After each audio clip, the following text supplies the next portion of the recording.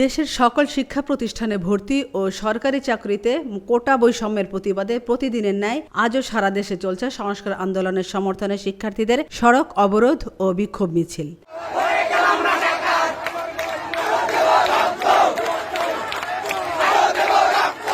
কুড়িগ্রাম প্রতিনিধির পাঠানো তথ্যে কোটা সংস্কার আন্দোলনের সমর্থন এবং সারা দেশে বিশ্ববিদ্যালয় ও কলেজের সাধারণ ছাত্রছাত্রীদের উপর হামলার প্রতিবাদে মিছিল করেছে কুড়িগ্রাম জেলা ছাত্রদল।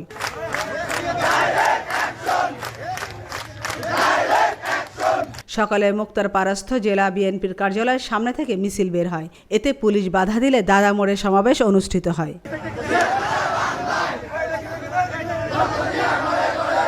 লালমনিরহাট প্রতিনিধির পাঠানো তথ্যে উঠে আসে, চলমান কোটা সংস্কার আন্দোলনের সাথে একাত্মতা ঘোষণা করে লালমনিরহাট বুড়িমারি মহাসড়ক অবরোধ করে বিক্ষোভ মিছিল করেছে সাধারণ শিক্ষার্থীরা।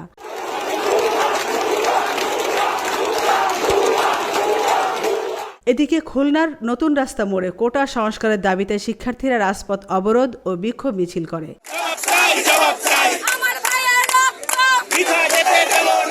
আমিনা ইসলাম, আজকের সংবাদ।